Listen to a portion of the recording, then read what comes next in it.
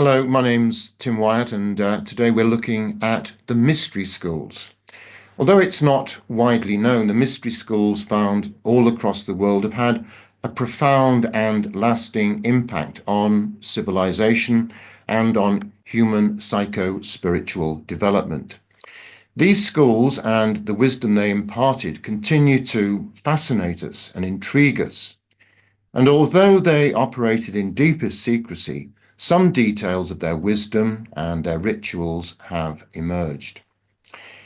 15 centuries ago, the Emperor Justinian ordered the closure of the last of the mysteries in the Roman Empire, in Thrace, in Macedonia, in Crete, in Syria, and in Egypt.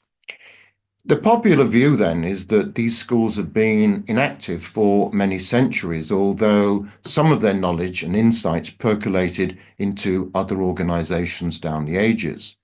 Fraternities such as the Alchemists, the Knights Templar, the Rosicrucians, the Freemasons, and more recently the Theosophical Society became repositories for elements of these esoteric teachings. Indeed, there are claims that the mystery schools never disappeared at all. It just became even more secretive and covert. Back in the 1930s, the prominent American theosophist Gottfried de Perucker asserted that there were in fact more mystery schools operating in his day than there had been for thousands of years, so make of that what you will. Today, with the aid of prominent esoteric writers and many other luminaries, I'm going to trace the origins and development of these mystery schools. I'm going to examine their teachings, rituals, and structures, and analyze the enormous influence they had on the world. Perhaps most importantly, I'm going to explore the possibility of their imminent revival, possibly in some of the same locations they originally operated. And alongside, and in some cases preceding organized religion, these schools existed on all continents and thrived for millennia in different forms across the planet. They were located in ancient Egypt and Greece, across the Middle East in such places as Babylon and Chaldea, throughout Vedic India and the Himalayas, and in Europe and in South America. They were found among Celtic Druids, Scandinavians, Romans, Scythians, Russian shamans, the wise men of Hungary, and in places like Samothrace, Abydos, and Thebes. Their job was the same: soul purification and nurturing human culture. Their central role in all locations was to focus on death and awakening of the soul. Via ritual and other means, they provided detailed route maps for personal spiritual evolution, transformation, and enlightenment.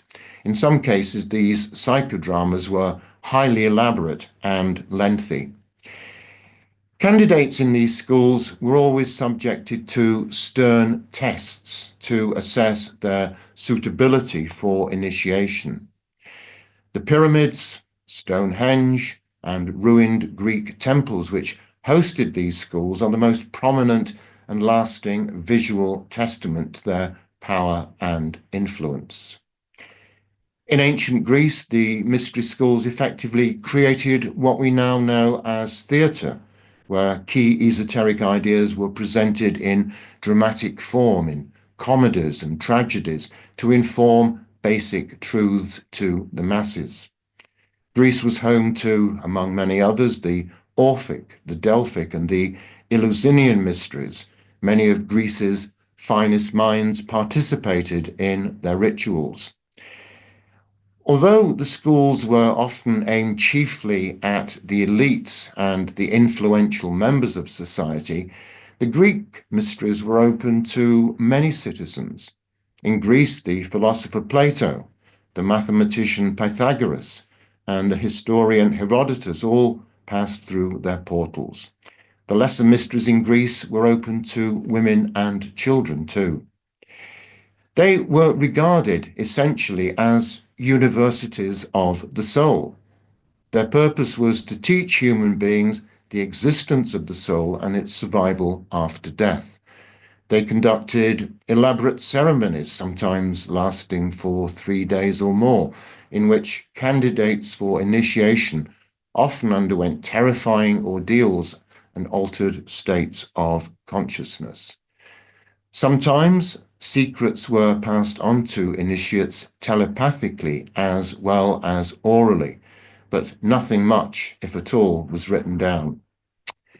The Canadian esotericist Manly P. Hall said their chief object was to teach the doctrine of one God, the resurrection of man to eternal life, the dignity of the human soul, and the magnificence and splendor of the universe. Often located in remote places such as caves and forests, Hall says they taught the creation of the universe, the personalities of the gods, the laws of nature, the secrets of occult medicine, the mysteries of celestial bodies, and the rudiments of magic and sorcery. Initiations often took place at solstices or equinoxes, and also significantly on the 25th of December, when the birth of the sun god was celebrated. Paul added, with the decline of virtue which has preceded the destruction of every nation in history, the mysteries became perverted. And he says in such things as the Bacchanalian rites, sorcery replaced divine magic. Like those elsewhere, the Greek mysteries, derived from those of the Egyptians, were generally separated into two divisions, the lesser and the greater. Secrets were imparted often using allegory and symbolism to transmit the lesser, the exoteric mysteries. These were aimed at neophytes and involved preparing the candidate for the path they would take via study, and also with a close focus on emotional and physical purification. The greater mysteries, the esoteric teachings, were reserved for an elite of more serious and advanced candidates, and which dispensed deeper degrees and strata of wisdom. They emphasized the idea of consciously accelerating one's development so that those involved regarded themselves as evolving and awakening souls, part of the one life. All this involved the study of many, many esoteric secrets. These greater mysteries often centered on recreating the death experience so that the candidate for initiation underwent a prolonged and often extremely profound experience before finally being reborn in some way. Those undergoing initiation underwent techniques to recreate the death experience, and this often involved the use of powerful mind-altering substances. Typically, the candidate would spend 3 days in an in-between state, sometimes lying in a sarcophagus before being reborn, having acquired a deeper knowledge of what death actually involved. The greater mysteries were enacted amidst the greatest secrecy and were jealously guarded to the extent that those who accidentally or deliberately strayed into their hallowed precincts were often killed because of their idle curiosity. The Greek dramatist Aeschylus was condemned to be stoned to death for profaning the mysteries by exposing them in his plays. De Perucca commented that the threat of death for betraying secrets wasn't physical death, but the withdrawal of the higher self, in other words, loss of the soul. An interesting idea. Hall asserted that many initiates broke their holy obligations and thus wrought the destruction of those sacred institutions which for uncounted centuries had been the custodians of the secret doctrine. Many of these schools went corrupt. He added that the transmission and perpetuation of the mysteries was, quote, the most difficult of all tasks, bordering on the impossible. Therefore, our knowledge of precisely what occurred is limited, although select bands of esotericists such as Rudolf Steiner and Gottfried de Perucca have gained details of their activities by consulting the Akashic records. The mystery schools, of course, extend far back into the human project, in fact, to its very beginnings. One of the leading 20th century experts on these schools, Grace Canocci, offers intriguing insights into their origins, beginning with the founding of the occult Brotherhood of Advanced Adepts some 12 million years ago. Alice Bailey, in turn, claims that the Brotherhood received its knowledge from the Great White Lodge on Sirius. As the third root race, the Lemurian, gave way to the fourth, the Atlantean, natural benign magic began to degenerate into matter-based physical magic, black magic, if you like. And Atlantis described into what Canocci calls an orgy of sorcery, the civilization polarized into opposing forces of light and darkness. The only antidote to ensuring the safety and the security of the race was for the Brotherhood to cooperate with those Atlanteans who hadn't forsaken morality. The Brotherhood had already established invisible lines of esoteric instruction during the previous Lemurian era. As Atlantis degenerated, the idea was that secret spiritual training centers would be established in each nation to act as a bodyguard of this knowledge. So, 4 to 5 million years ago, the first mystery schools appeared and spread across an Atlantean world, which at that time seemed to be intent on destroying itself. According to Canocci, these schools saved millions and helped them retain a sense of divinity. All the mysteries had three key aims: to spiritualize humanity, to act as a seeding ground for future adepts and candidates for the Brotherhood, and to preserve timeless esoteric truths for future generations. In contrast, schools of evil were formed in Atlantis to pursue the left-hand path of black manipulative magic. The progressive sinking of Atlantis in various phases took many millions of years, and other land masses arose, and Atlanteans migrated across the globe. The fifth root race emerged in the Gobi Desert 1 million years ago. And it's that place, the mystic heart center of the Earth's spiritual body, which we know today as Shambhala.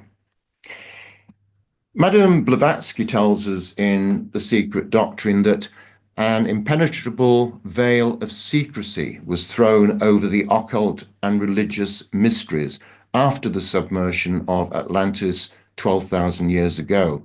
And the reason for this was that they then wouldn't be desecrated.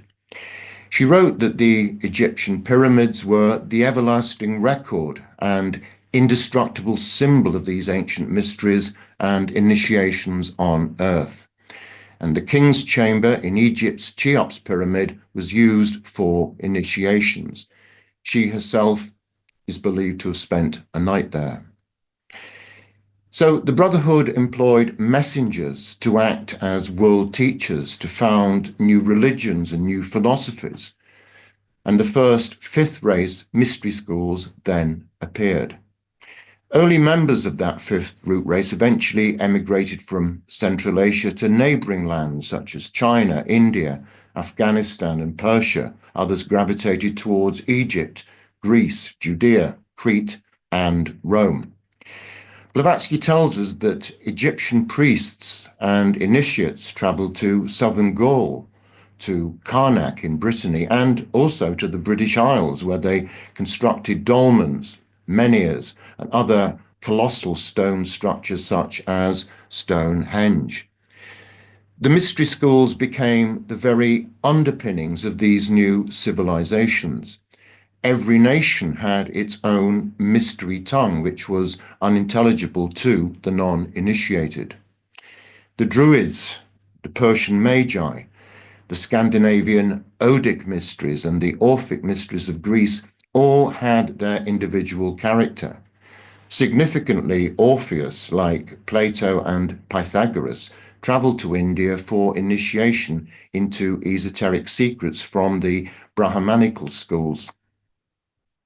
Despite their different characteristics, all schools had a universality in their doctrine. As Kanochi observes, to describe one was to describe them all.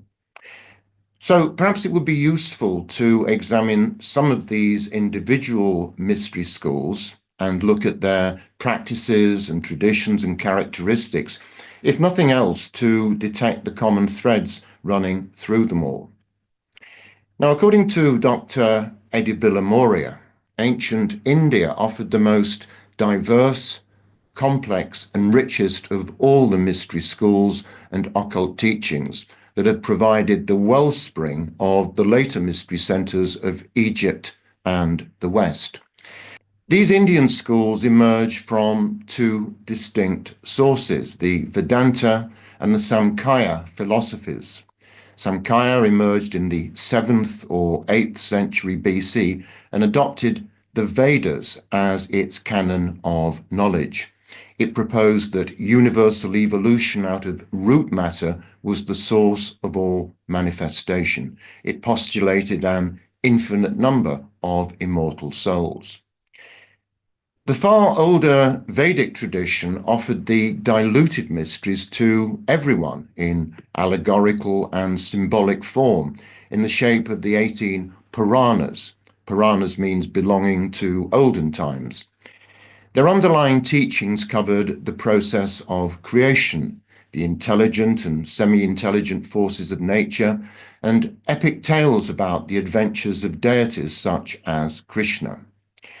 Dr. Billamoria says that Krishna symbolizes the Christos principle that unfailingly brings man to the state of true individual perfection by teaching the human intelligence how to acknowledge, aspire, and activate its higher and innermost principles. The deeper, divine, esoteric, sacred knowledge contained in the four Vedas was reserved for initiated Brahmins for their own individual spiritual development. Veda means divine knowledge, and much of it is both abstruse and highly transcendental. The Vedanta, one of the 6 schools of Indian philosophy, is a mystic system developed by generations of sages attempting to interpret the meaning of the 115 Upanishads. So let's now turn to a very contrasting civilization, the Druids, the priestly and ruling caste of the Celts, who controlled Britain and Gaul, France, at the time of the Roman invasion. According to Hall, they were initiates of a secret school closely resembling the Bacchic and Eleusinian mysteries of Greece and the Egyptian rites of Isis and Osiris. The secrets of the Druidic mysteries were only transmitted to people orally, and they were regarded as deeply sacred and never written down.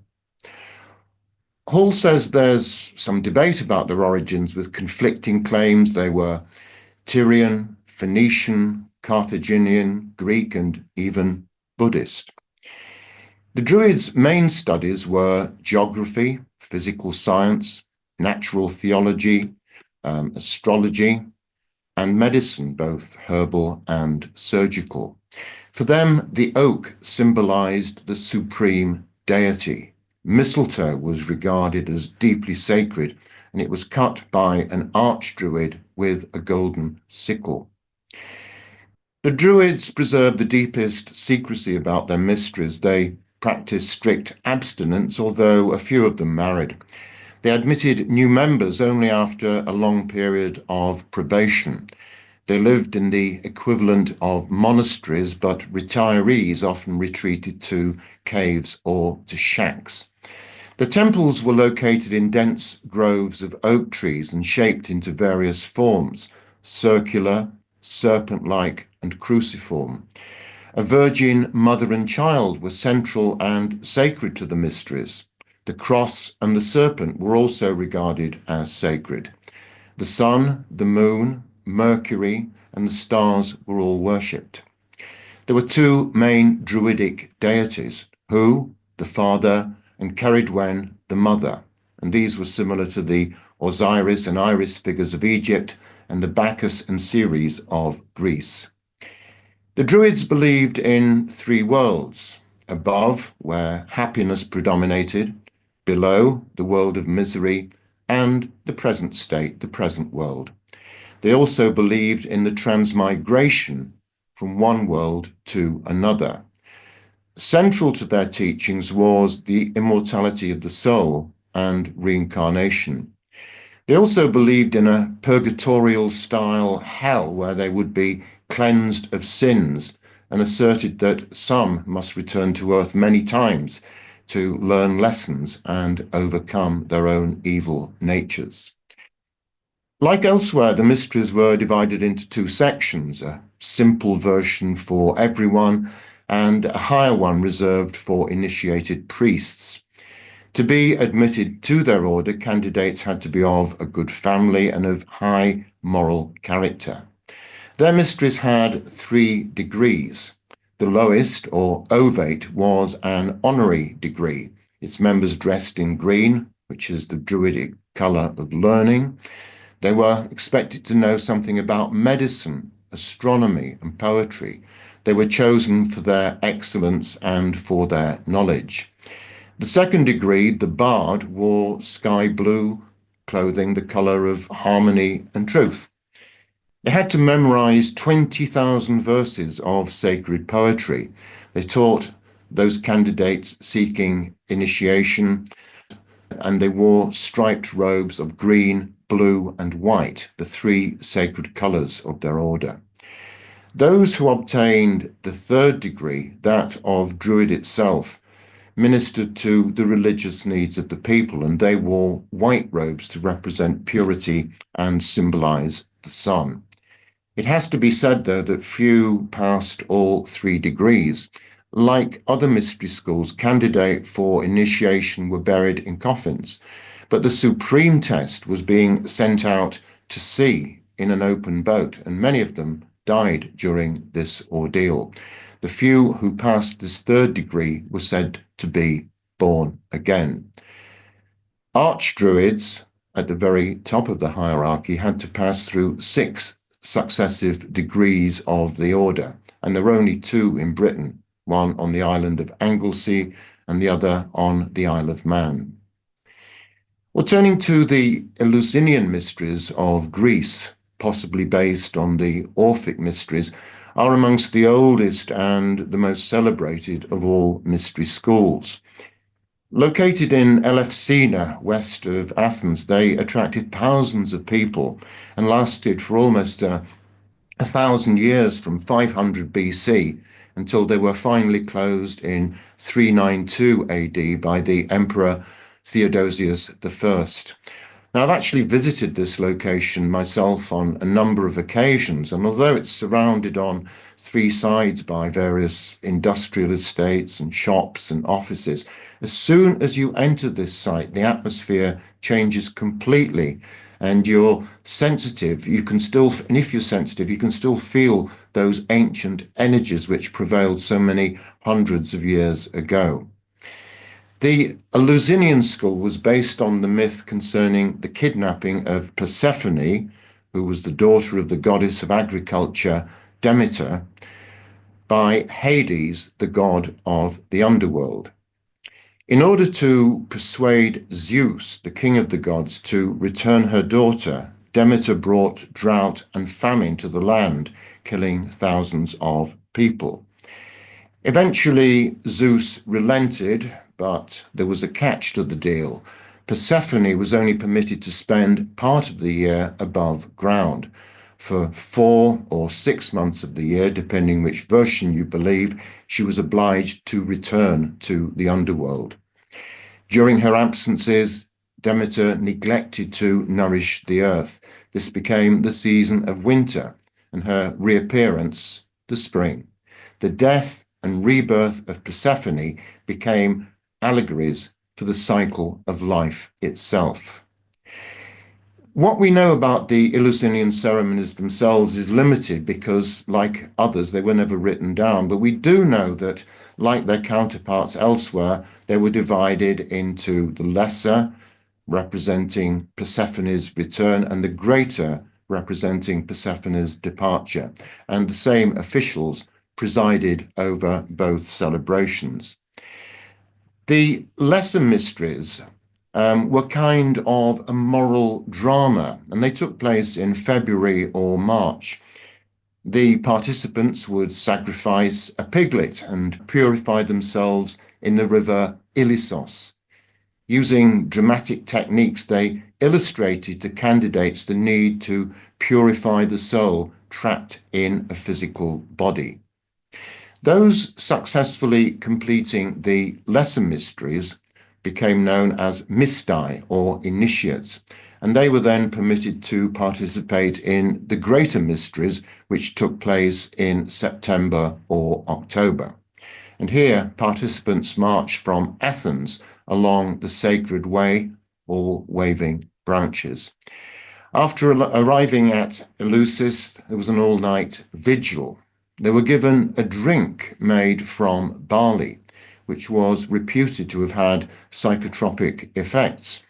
And in fact, researchers at the site have discovered fragments of ergot, which is a fungus which grows on barley and which produces similar psychedelic effects to LSD. Initiates then entered a great hall called the Telesterion. The Hierophants went in first, and the Mystai were only allowed to enter after reciting an oath. There were three elements in the rites which followed. First, a dramatic reenactment of the Demeter-Persephone story. Second, the display of sacred objects. And third, various commentaries. There was also the oath of secrecy, which, if broken, attracted the death penalty. Following these ceremonies was an all-night feast accompanied by music and merrymaking. 5 days after they'd begun, the mysteries ended and the participants returned home. In the Kabirian mysteries of Samothrace, almost as famous as the Eleusinian, knowledge was disseminated, it said, via a magical electrical fluid that the priests had learned to capture from the atmosphere and were able to direct. Initiations took place regularly between April and November, with a major event in June.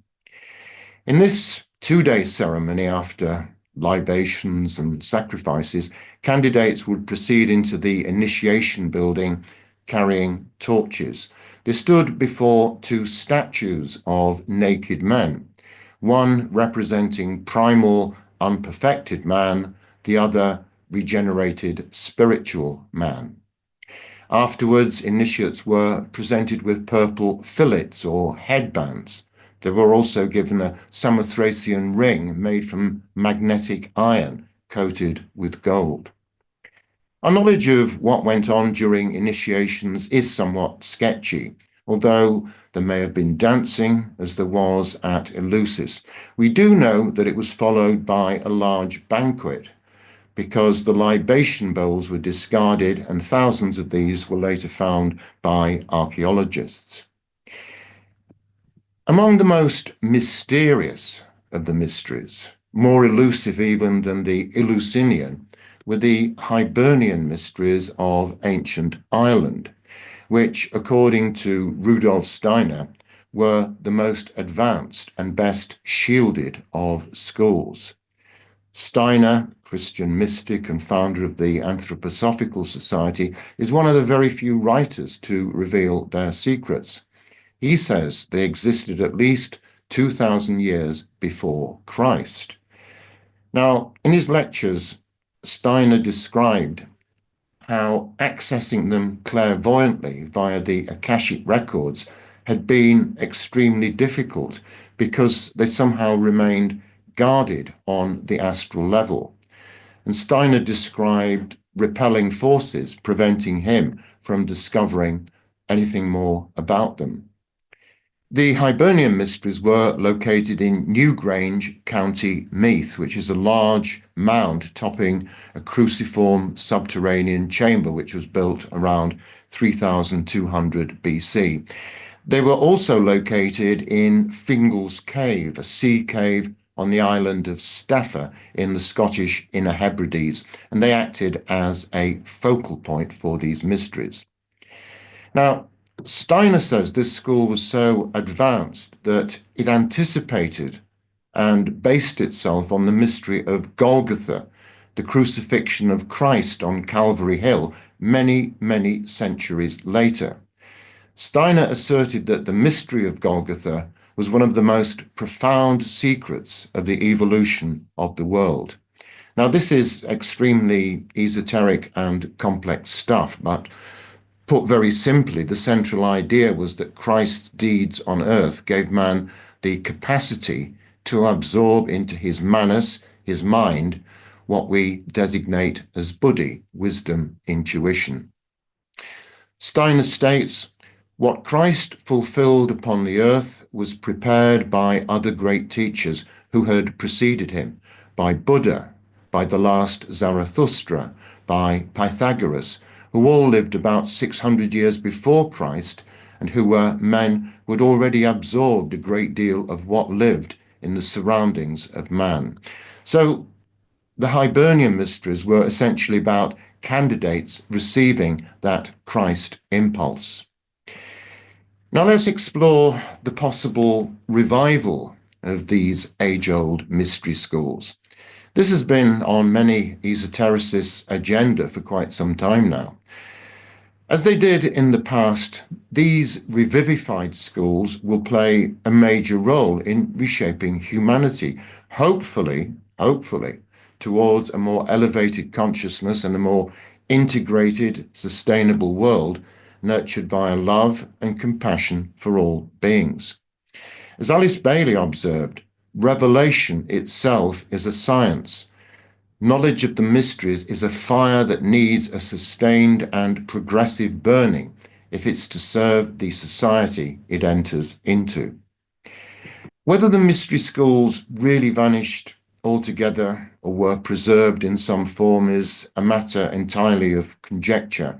It seems clear that there was some element of continuity.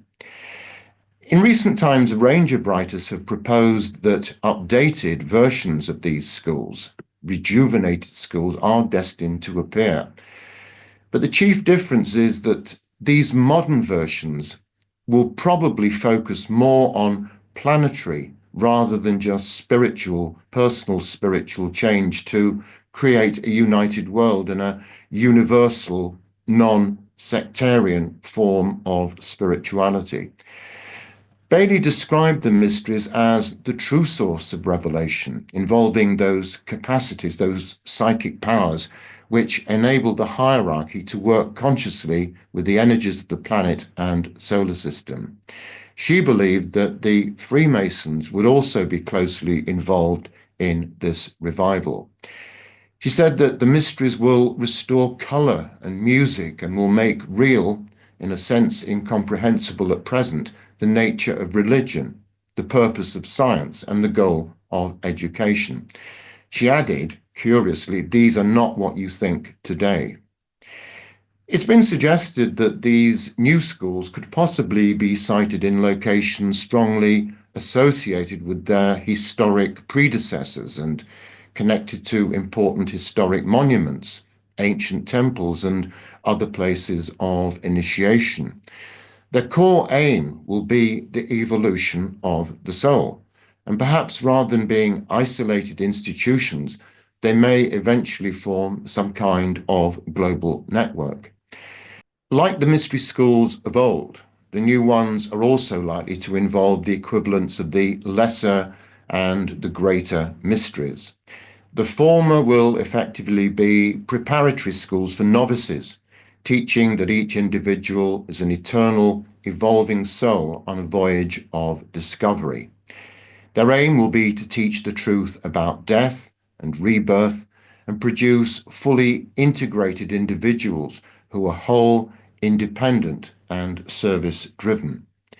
The greater mysteries will develop this work further and explore deeper levels of being, with the ultimate aim of uniting and reconciling the lower self, the personality, with the higher self, the soul or the individuality, and to stimulate new creativity and purpose.